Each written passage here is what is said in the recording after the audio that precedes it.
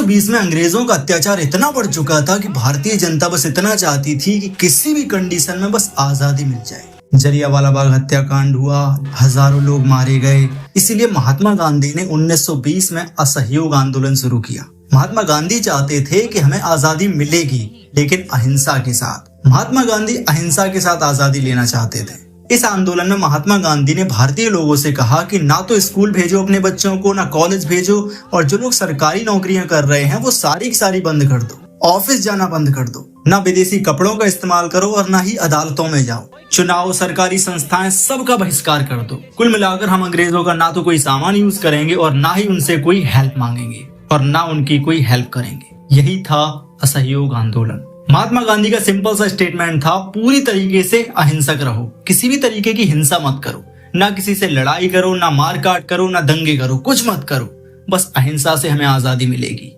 इसीलिए पूरे भारत के लोग इस आंदोलन को दिल से सपोर्ट कर रहे थे। सभी के अंदर जुनून भरा हुआ था। इसीलिए 4 फरवरी 1922 को काफी लोग बाजार में प्रदर्शन करने लगे। जितनी भी विदेश की दुकानें थी, विदेश के कपड़े थे, ये लोग कहने लगे कि इन सभी की सभी दुकानों को बंद करो। वहाँ पे लगभग 4000 लोगों की भीड़ इकट्ठी थी। सभी लोग कह रहे थे, हम ब्रिटिशर्स का कोई भी सामान यूज नहीं करेंगे, हम अंग्रेजी सामान का पूरी तरीके से बहिष्कार करते हैं। अब हुआ क्या, जब इतनी सारी भीड़ देखी तो वहाँ पे पुलिस वाले भी आ गए।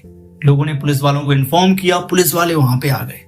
पुलिस वालों ने समझाने की कोशिश करी, लेकिन भीड़ नहीं मानी, तो पुलिस वालों ने उन पर लाठी चार्ज करना शुरू कर दिया। लेकिन महात्मा गांधी की बात उनको अब तक याद थी। उन लोगों को पता था कि हमें किसी भी तरीके की हिंसा नहीं करनी है। इसीलिए भीड़ बिल्कुल शांत रही और अपना काम करती रही। पुलिस वालों ने लाठी चार्ज किया। जब इससे भी काम नहीं हुआ तो उन्होंने फायरिंग करना शुरू किया। पहले तो पुलिस वालों ने हवा में फायर किए। उन्होंने सोचा कि भीड़ डर जाएगी, लेकिन ऐसा कुछ नहीं हुआ। जब जनता के अंदर थोड़ा भी डर दिखाई नहीं दिया तो पुलिस वालों ने सामने फायर करना शुरू कर दिया, जिसके कारण कुछ लोगों की मौत हो गई और कुछ लोग घायल हो गए। जब ऐसा हुआ तो भीड़ में हड़कंप मच गया, भागदौड़ मच गई। सिंपल सी बात है, जब सामने से अटैक हो रहा था तो भीड़ और गुस्से में आ गई। और हुआ क्या, पूरी भीड़ पुलिस वालों के ऊपर कूद पड़ी। पुलिस वाले डर गए और डर करके पुलिस स्टेशन के अंदर चले गए। भीड़ इतनी ज्यादा थी कि पूरी भीड़ ने गुस्से में पूरे के पूरे पुलिस स्टेशन को घेर लिया। पुलिस स्टेशन को घेर करके पुलिस स्टेशन में आग लगा दी। उस समय पुलिस स्टेशन के अंदर 23 पुलिस वाले मौजूद थे। जब आग लगा दी गई तो सारे के सारे पुलिस वाले उसी में जिंदा जल गए। जब ये खबर महात्मा गांधी तक पहुंची तो उन्हें बहुत बुरा लगा। इस बात से महात्मा गांधी बहुत आहत हुए और उन्होंने कहा, हमें हिंसा के साथ आजादी नहीं चाहिए, अभी हम उसके लायक नहीं हैं। और इसी के साथ महात्मा गांधी ने असहयोग आंदोलन वापस ले लिया, वहीं पे बंद कर दिया। 12 फरवरी 1922 को असहयोग आंदोलन को स्थगित कर दिया गया। इसके बाद ब्रिटिश सरकार ने महात्मा गांधी पर देशद्रोह का आरोप लगाया और उन्हें 6 साल की सजा सुनाई गई। लेकिन महात्मा गांधी को जेल में सिर्फ 2 साल रहना पड़ा और उसके बाद उन्हें बाहर निकाल लिया गया। भारत का प्रत्येक युवा महात्मा गांधी के साथ था जब वो असहयोग आंदोलन चला रहे थे। लेकिन जब उन्होंने असहयोग आंदोलन वापस ले लिया तो भारत के बहुत सारे युवा उनसे नाराज हो गए। असहयोग आंदोलन बंद होने के बाद भारतीय समाज 2 गुटों में बंट गया। एक गुट में थे वो लोग जो गांधी जी का सपोर्ट करते थे और दूसरे गुट में वो लोग थे जो ये कहते थे, अगर गांधी जी को देश की आजादी चाहिए तो वो पीछे क्यों हट गए। इसी को नाम दिया गया था नरम दल और गरम दल। नरम दल में वो लोग थे जो नरम दिल के थे, जो गांधी जी का सपोर्ट करते थे, जो अहिंसा का सपोर्ट करते थे। और गरम दल में वो लोग थे जो भगत सिंह जैसे क्रांतिकारी, सुखदेव, राजगुरु और चंद्रशेखर आजाद, राम प्रसाद बिस्मिल जैसे क्रांतिकारी लोग थे।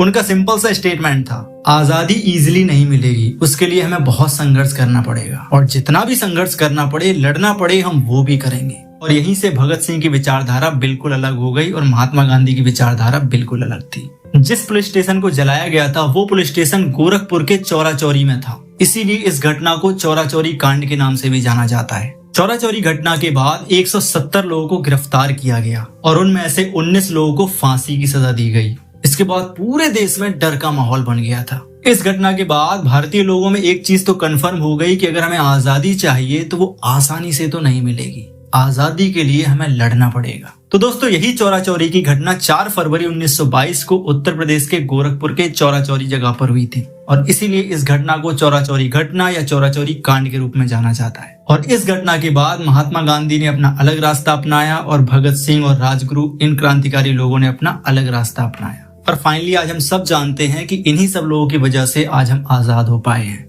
तो दोस्तों, उम्मीद करता हूँ ये इतिहास की घटना आपको समझ में आ गई होगी। आपको इतिहास के बारे में अगर और भी ऐसे इंटरेस्टिंग चीजें जानने का शौक है तो चैनल को सब्सक्राइब करो ताकि मैं ऐसा ही वैल्यूएबल और एजुकेशनल कंटेंट आपके लिए लेकर आता रहूं। Thanks for watching this video.